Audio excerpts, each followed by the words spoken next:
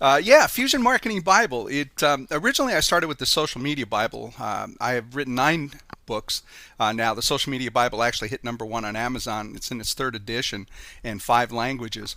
And what happened is that every time I would do a radio interview or a TV interview or an interview for a magazine, they would always ask me what comes next, what happens after social media, which I always thought was kind of a bizarre question because social media changed the world. It changed the way we communicated. It changes the way we do business. And to come out and ask what comes after social media. But being a futurist and somebody who was always kind of looking to future trends, I realized that there is something that's going to come after social media, and I wanted to kind of figure out and identify what it was. And as you said earlier, I mean, just to give you just some quick background, I'm a business person before I'm an author and before I'm an innovator. I mean, I've built 14 companies. I have 18 inventions in the Smithsonian Institution in Washington, D.C., along with 30,000 of my personal records are part of the permanent collection of the Smithsonian. I have another 14 inventions in the Computer History Museum. I own 3 patents on three-dimensional internet advertising. So I've always kind of been on the cutting edge of innovation and mostly marketing. And that's actually how fusion marketing came about. And what you're about to see in this presentation, very few people have seen because the book has only just recently been released. And it's where we're going to be 5 years from now.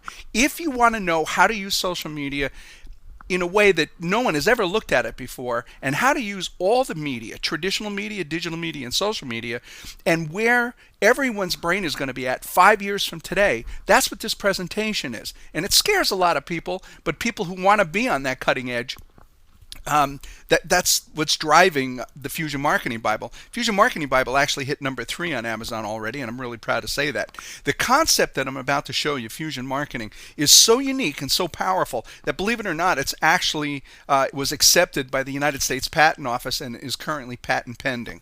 Probably that I'll never enforce the patent, but that's how powerful this brand new form of marketing is. So what I'd like to do is kind of start with some basic premises, basic truths that we've probably all heard before, but I want to build this presentation on some foundational facts. First of all, we all know the old saying, we've all heard it, I know that half of my advertising isn't working, I just don't know which half. Now, that's a genius statement, and it particularly applies to traditional marketing. And everybody thinks that Ogilvy or one of the big advertising firms coined that, but the reality is that it was Lord Leverhulme of the Lever Brothers, Unilever. So, but he knew, Unilever or Lever Brothers knew that when they were throwing money out at advertising, it was almost impossible to determine what the ROI is. How do you determine what the return on investment is with traditional advertising? It's almost impossible to track. And the only thing that we would do before social media is that if our traditional advertising wasn't working, we would keep doing it and we just simply throw more money at it. And we all know that's not the proper answer. And then about 2004, social media popped its head up out of the hole. And by 2008, it really had made a significant impact on the way we advertise, the way we communicate with our customers, the way we get our products, services, and corporate messages out and aware. So what happened was, I was working with the CEO of a company, and he said to me, he says, I've been doing traditional marketing my whole career. So he says, I get traditional. What I don't get is social media. Can you teach me? So I took my 600-page book and I slammed it down on the desk, and I said, yeah, read this book and you'll know everything you need to know about social media. It's in there. Well, he said, I'm not going to read the book. So I said, well, I can't help you because I can't teach you everything in a 600-page book just by talking to you. So he says, well, give it a shot. So we were talking, and in a couple of minutes, we went nowhere. I mean, he glazed over and kind of lost the whole idea. So what he said was, can you show me an image of what social media looks like? And I said, no. Everybody's been trying to develop an image of social media, but no one has been successful. I mean, you've seen the peacock wheels with the multicolored tools around it, but to me that's always nonsense. There's no relationships. It's just a bunch of random social media tools stuck on a multicolored wheel. So in analyzing what comes next and how traditional is going to interact with social media, I came up with this basic list. And this is the top 20 things that we all do in traditional media, traditional marketing. We've been around and we've grown up around it: print ads, trade shows, brochures, direct mail, telephone. And you can go through this list as I'm speaking, and you're familiar with every one of them. You know how it works. And the one thing is that almost every single one of these has a significant cost associated with it, especially television, radio, because if you have to make a media buy, you not only have to create the commercial, but you actually have to pay to advertise it. And that was one of the things that really fueled social media taking off the way it did.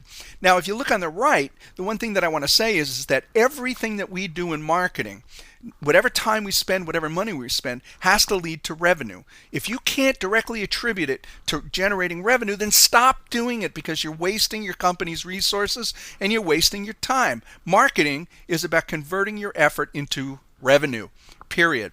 Now, there was another assumption that I made when coming up with this new concept. And being a futurist really isn't that hard. You look at where we were, you look at where we are, and you draw a straight line, and you could pretty well estimate that's where we're going to be. Now, if you're a fan of Mad Men, and that the season just started a couple of weeks ago, and I like Mad Men, I think it's awesome. It's on AMC, and the one thing that they had in that show back in 1964 when it took place was a vice president of television advertising. Now, you can go into any Fortune 500 company, and odds are in none of those companies you will find a vice president of television advertising, because it's ridiculous. It's just part of marketing. Well, when I go into Fortune 500 companies, the first thing they do is introduce me to their vice president of social media. And the first thing that I say to him is, before I leave today, would you please introduce me to your vice president of billboards? And they look at me like I lost my mind. And they come back and they say, well, we don't have a vice president of billboards. I said, yeah, I know. And in a couple of years, you won't have a vice president of social media. And what turns out that there is a trend in the United States in 2012 that all of these high-priced, high-paid social media experts that came into these companies as vice presidents of social media marketing, a lot of them are getting laid off because they're not identifying ROI with social media. And I'll explain why. In a couple of years, social media should meld and go back into marketing. It shouldn't be a standalone department. There's a difference that social media provides two-way communication and there's no large media buys, but it's still marketing. It's still communicating with your customers and your prospects. So just like we don't have a vice president of billboards, a couple of years from now, we will not have a vice president of social media. A matter of fact, we'll look back on it like these examples that I gave you and laugh at it. The smart companies are the ones that are going to recognize this early on and put those departments back together, because we can't eliminate traditional marketing. There still has some value, and I'm going to show you how to identify it. Now, one of the things in this assumption is that when I was looking at patterns, I went back and realized that communication, every technology that humans use for communication, almost immediately turns into a marketing tool. 6,000 years ago, we cupped our hands and we stood on a rock out in the desert and we said, buy our goats. And we told people the features and the benefits of our goats, and people would buy our goats. And when they stopped buying our goats, we would change up the message a little bit, get back on the rock, cup our hands, and the following morning shout out a different message. And nothing really has changed over the last 6,000 years except for the technology. When Gutenberg invented the printing press and movable type, he did it to reproduce the Bible, because every single Bible, and you know how big the King James Version of the Bible is, had to be hand written and hand illustrated. So they were extremely expensive and only the very rich can afford them.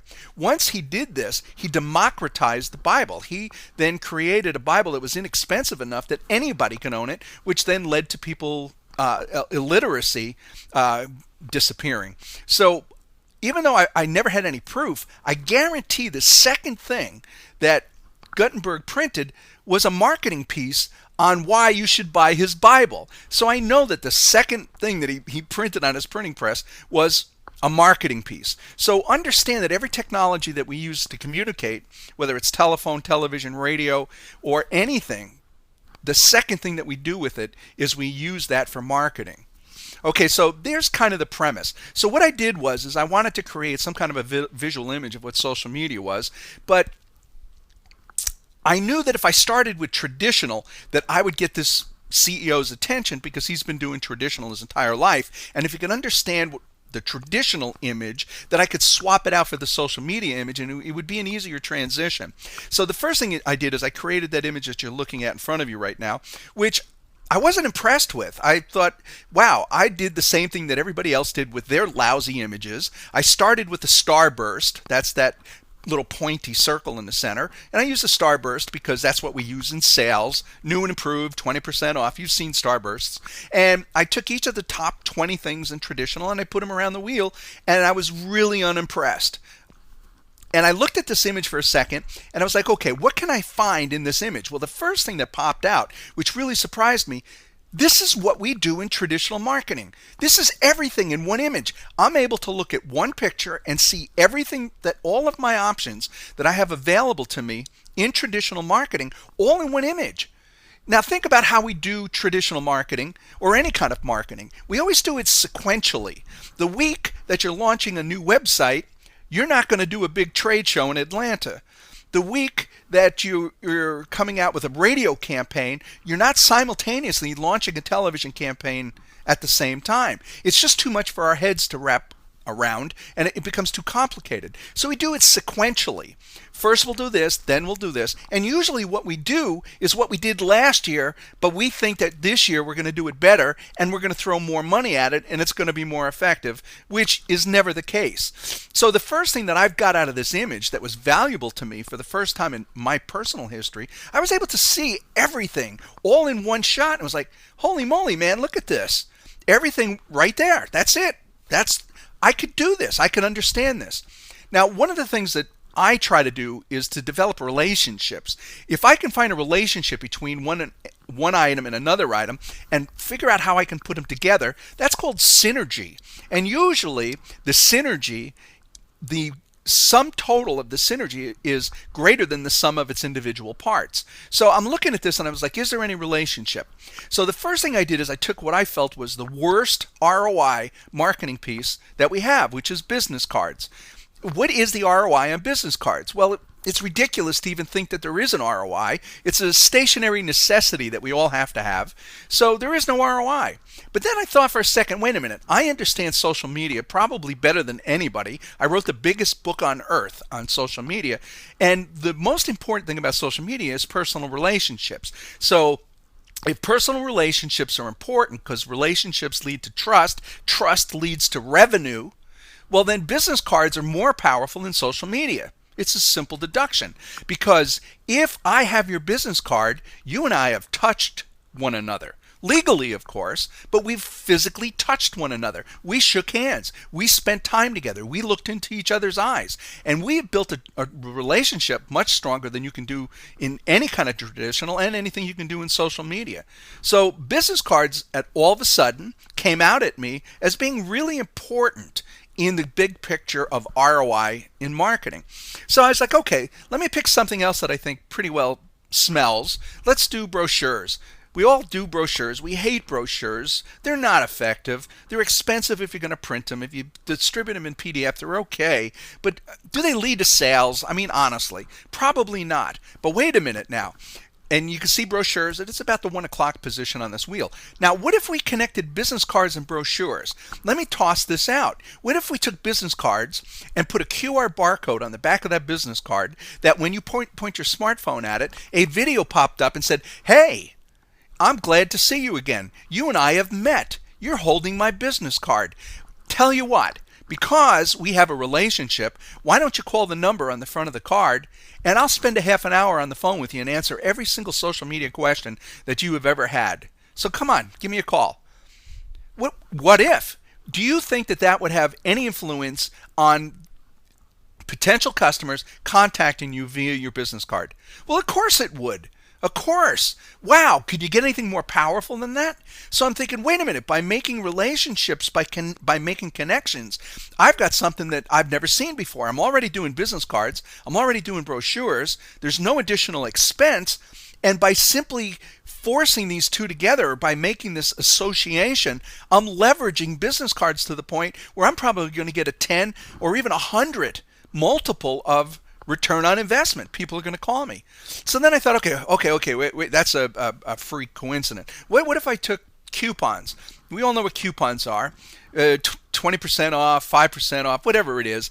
And it's got a UPC, Uniform Product Code, and it's got a picture of the product, and it's got an expiration date. Well, let's suppose you're Campbell Soup, and you're in the store and you're holding a coupon for Campbell's vegetable soup, and you want to know if there's gluten in the soup. What do? I'll tell you what to do. You throw the coupon away and you go with the soup that you bought last time. But what if on that coupon there was a person's information, not just the home page for Campbell's, and not just a web page that nobody can navigate, or an 800 number that takes you into the switchboard. But what if Bob was on there and said, "Hi, my name is Bob, and if you have any questions about our product whatsoever, I want you to call me at extension XYZ." Do you think that that would have any effect on the number of coupons that are being redeemed? Of course it would. So by putting business card information on a coupon, now you have an exponential return on the effectiveness of that coupon. So now I'm seeing that by connecting these different products, wow, holy moly. And what if you put a coupon on the back of your business card? That when somebody actually took a photo of a QR barcode, that it simply opened up a PDF or a JPEG that had the coupon, the Uniform Product Code right there, so that you can get a discount. So what I found is that I could take business cards and connect it with every single thing else on this wheel, and every time I make that connection from business cards to something else, I am identifying opportunity that I never would have ever seen before. Now, isn't that amazing? And I can go around this wheel and make connections from each to everything else on the wheel and discover these new opportunities. And then the really exciting part is that I can reverse those connections and actually double the amount of opportunities that I can find. So not only am I exponentially increasing the effectiveness of my marketing, but I'm doing it at no additional cost whatsoever, because I'm already doing these things anyway. But by using this fusion concept and fusing together multiple forms of marketing, you get that exponential increase without any additional expense. At this point, I was doing the end zone dance in my office, because I thought, OMG, I have never seen anything like this in my career. And I couldn't wait to actually develop the digital or the social media marketing wheel. The Social Media Bible has 20 major categories, 20 chapters, and as you see here, and these are the 20 major categories that I identified for all the different types of social media. So the first thing that I said is, wow, let me pick two things that are completely unrelated and see if I can find the same advantages, the same opportunities. So I picked virtual worlds, and if you're not familiar with virtual worlds, the largest one is called Second Life. And it's like being in a game, but it's not a game, and you don't get extra points for brain splatter, because the avatars, or the cartoon critters, every one of them is really a real live human being from someplace on Earth. And you get to meet people, and if you look at the picture in the lower right hand corner, that's me, okay, 25 pounds and 25 years ago, but that's my avatar, and that's the shirt that I'm wearing right now, and I've just decided not to wear that tie today. But in the back, I have a store that sells three-dimensional internet advertising and my educational products. I do these types of PowerPoint presentations for universities all over the world on a big screen TV in there, and sometimes I just go in there to hang out, and others do as well. So it's a really powerful platform, and if you're not familiar with Second Life, it's free, so go check it out. Okay, so now let's attach that to web pages. We all know what web pages are: blog pages, web pages, HTML, WordPress, whatever. You know, same old, same old. We all got one, but they're not very effective. People don't buy as a result of your web page. It's a necessity again. So I thought, what if I connected virtual worlds and web pages? There's no connection. One is a thin client, one's a standard web page. But what happened was, when I went and looked at every single of my web pages, and I have about 14 different web properties, there was no mention on any of those web properties that I participate or have a presence, a property in Second Life. And I don't know why I never thought of the two. Maybe because they're completely disassociated. But what I did is I went into Second Life, I grabbed my picture of my little avatar in my office, and I put them on every one of my websites. If you want to connect with Lon at Second Life, click here, and it takes you into my property on Second Life. here's what happened. Within 24 hours, I saw a 400% increase in traffic to my Second Life property. 400% increase. Now, was that worth the time to do a little screen capture and paste it on my websites? OMG again, yes. So then I thought, okay, what if you go into my store? Is there any mention that I'm a keynote speaker, I'm a presenter, I'm a consultant, I'm a trainer? And I looked all through my property and I didn't do it. I was completely anonymous to anybody who would walk through that property if you didn't previously know me. So what I did was I put a big framed poster in the store that said, mention Second Life with any purchase and get a free $50 DVD. I saw a 180% increase in the traffic in my e-commerce store within 24 hours. Now there's ROI for you. You want to know where the ROI is? That's where it is. It's by fusing multiple tools that we're currently using. I'm already participating in Second Life. The investment's made. I already have my web pages, but because I've never thought to associate the two of them together, never look at them in one big picture, I never saw these opportunities. So simply by connecting and reverse connecting, I found exponential returns at no additional cost. And isn't that what every marketing, every company, every salesperson on earth is looking for? Increasing the ROI, increasing the returns, and not incurring any additional expense. So I was like totally freaking out. I was so excited about this concept. I couldn't wait to take the top 20 traditional and the top 20 social and start making these connections. I figured if I can do as much as I've already seen with each of the individual wheels, can you imagine what you can do if you took everything in traditional and everything in digital and social and actually combining it into one wheel? Well, here it is. And yes, the opportunities are overwhelming. And specifically, they're overwhelming. If you start to make these connections, your brain will bleed. There is so much opportunity here. It's completely unmanageable. You can't comprehend the number of things and ways to leverage. You just can't comprehend them because it becomes too large of a number. So I knew that I had a little bit of a problem. Even though I maximized the opportunity, I still had a problem because look at the number. It's 8 with 47 zeros after it. I'm going to say that again. It's 8 with 47 zeros after it. That's the number of opportunities that are embedded in that image. Could you believe that? So I was like, OMG again, how cool is this? But then I realized somehow I've got to come up with some kind of a formula to actually pare down the number of opportunities. So the first thing that I looked at is something called the cost of customer acquisition. And there's almost no companies in the world that knows what their cost of customer acquisition is. And they certainly don't know what it is specific to each of their advertising campaigns. And if you look at here we are, the top 20 things that you can do again in traditional marketing. And every company is doing most of those. 2/3, maybe 3/4 of those. Where is the ROI? What exactly is your cost of customer acquisition? So what I force companies now to do, I ask them to do it through the book, and it's the only place in this whole process that requires effort, is to look at it. Now let's take direct mail. If you did a direct mail piece, I did a direct mail piece a couple of years ago, and I spent $15,000, and it went out to 10,000 highly qualified direct mail contacts, and as a result of that $15,000 campaign, I picked up 4 new customers at $10 a piece. Yeah, I'm pausing for effect. I made $40 off my $15,000 investment. So the ROI is I should have been fired as the CEO of that company. And what it taught me when I measured it, remember earlier in this presentation I said that half of my advertising isn't working?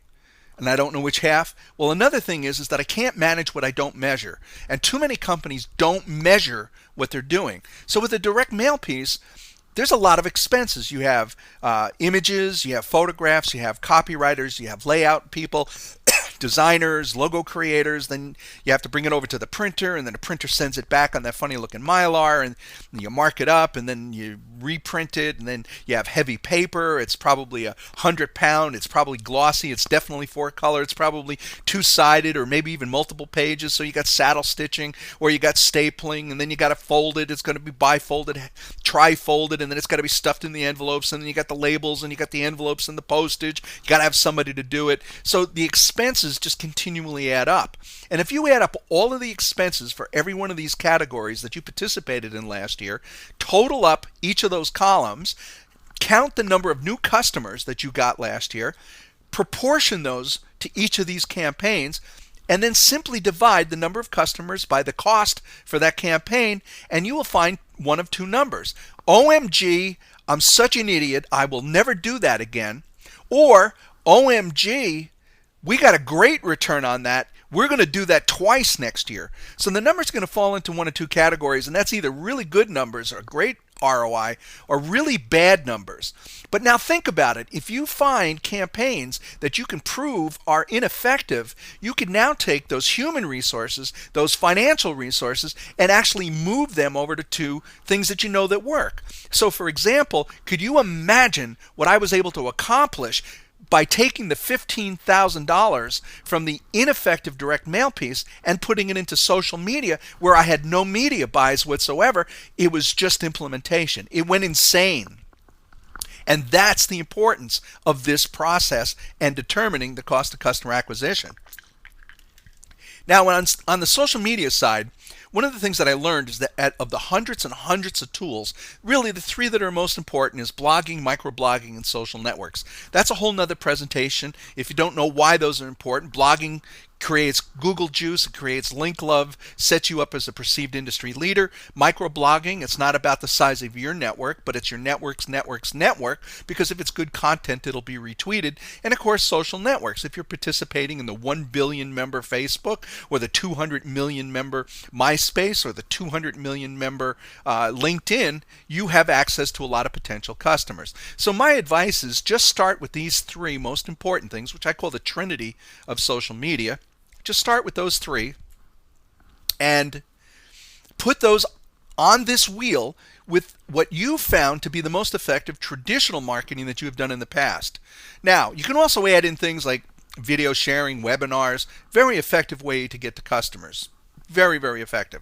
So what you end up with is a customized wheel of tools that you have proven to be absolutely effective for your company, your products, your services with your demographics. And if there are two companies in the room, each company will have a completely different wheel based on their own personal analysis, their own successes with cost of customer acquisition and what they would like to see in their next marketing plan. But now we've got something that's a little bit more manageable. We can make all of these connections, interconnections. We can leverage one against the other. And here's what's awesome. These set of tools are specifically designed for your company. So you are going to absolutely maximize the return on investment or the effectiveness of each of these. And remember, you're doing all of this at no additional cost whatsoever. Now, this Fusion marketing has three major parts. The second part is something called Fractal Fusion. Now, if you look at this is called a fractal image. So if I zoom in on any one of those little teeny circles, and I zoom in, and I blow the image up, I'll end up with this exact image again. And if I take any of the other circles and I zoom in far enough, I'll end up with this image again. And it works in reverse. It's a mathematical equation. It was invented by Mandelbrot in the IBM Thomas Research Center back in about 1964. It's just a simple equation that computers use, and it happens to be the equation that every simulator uses to create trees and skies and clouds and water. The whole fractal thing is really absolutely amazing. But what it means is that no matter how far down you drill into an image, you continually get valuable images, valuable information. So what I'm suggesting is, and by the way, this wheel that you see in front of you, when you buy the book, you get this for free. This actually comes with the Fusion Marketing Bible. You can download it and assemble it and work with your team. So it's totally free. Now, suppose we took just one of those tools. Now remember, Facebook is not a strategy. LinkedIn is not a strategy. Twitter is not a strategy. Those are tools. And that's why most people are losing their money, because they're looking at each of these as strategies, but they're tools. That's a big distinction that's important. Now, what if we took just one of the tools from the previous wheel, put it in the center of the wheel, and zoomed in on that tool? The first question that you're going to ask is, what are the top 15 social networks? Well, we all know about Facebook. Nobody thinks that MySpace is useful, even though they have 200 million active members, and they're putting a lot of money into revamping it. And what about Academy? Have you ever even heard of it? Friendster is still out there. What about Orkut? Are you on Orkut? It's outside of the United States. It's almost as big as Facebook, and it was bigger than Facebook outside of the United States and Europe for more than half of Facebook's life. So if you're not participating on the top 15, well, maybe you're not taking social networks serious. If you have identified that as a tool that's important to your company, then you need to really look at social networks, not as a big picture tool, but as individual tools. So what this image, by zooming in, will tell you is, you need to be on Facebook, you need to be on Academy, Ning, Plaxo, Branch Out, because those are the largest networks on earth. So it forces you to take a closer look at a tool that you have previously already identified as being important to your company. Now, the next question is, are you fusing those networks? On Twitter, are you tweeting out to ask people to like you on Facebook? On Facebook, do you have your LinkedIn profile link so people can go over and view your profile? On LinkedIn, do you have your Twitter handle so people can follow you? You see where I'm going with this? You get the links and the backlinks where you're leveraging each of these tools one against the other, and it doesn't cost you anything because you're already doing it. This process, this fusion process, makes you look at things in a completely different light. Now, what if you zoomed in one more time? What if you took the one tool called Facebook and then Googled the top 10 things that you can do with Facebook? Have you ever done it? Do you know what they are? If you think Facebook is important, then how come you're not focusing on Facebook and really utilizing that tool to its fullest? So if you Google it, it will put these types of thoughts, processes, and tools and implementations on the screen, and then you can look at these and immediately identify what you're doing, what you're not doing well enough, and what you've never even thought of doing. If Facebook is identified as one of the successful tools that you're going to use as part of your social network tool set, then you probably ought to know how to use it. So do you see how cool this is? You can take any tool, put it in the middle, zoom in on it, look at all the other tools associated with it. You can take each one of those tools and zoom in. I mean, it just gets crazy. And you could do the same thing with traditional marketing. Here's the top 10 things that you can do with customer service. You're probably not aware of it. If customer service is important to your marketing strategy, then you should be aware of what the best practices are of best in class.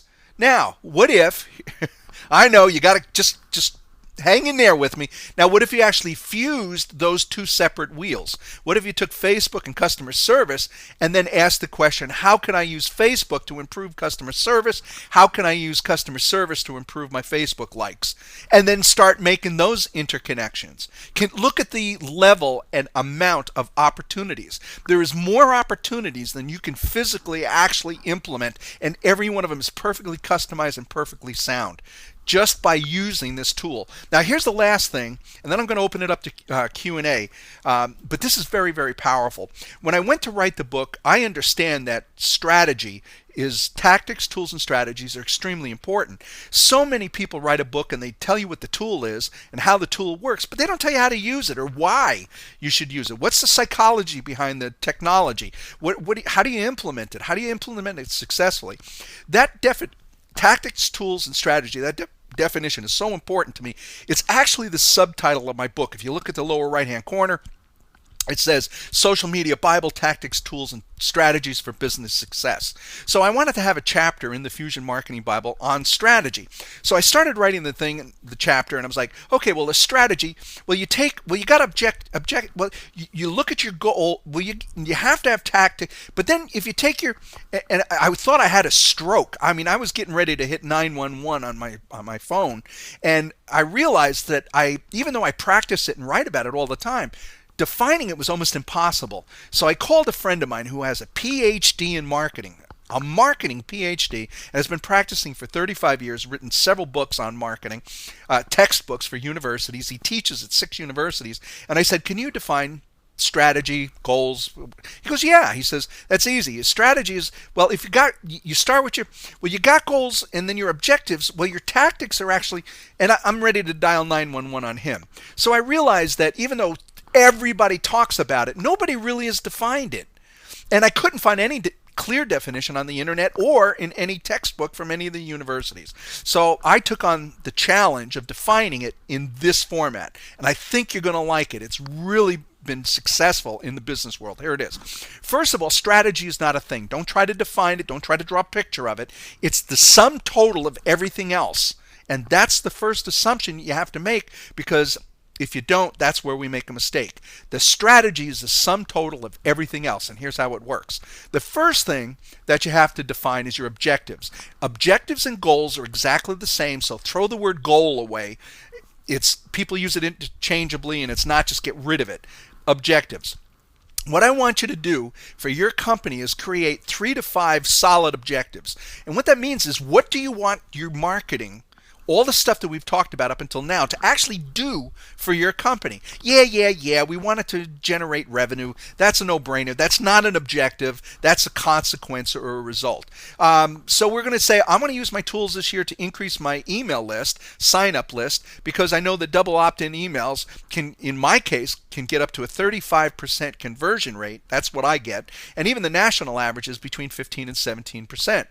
Or drive more attendance to my presentations, my live presentations at trade shows, at annual events. I want to perform more webinars. I want my marketing to help me develop more product awareness. Whatever is the most important objectives for your company. And create 3 to 5. Don't do any more than that, because it will become unmanageable, and you'll see that here in a second.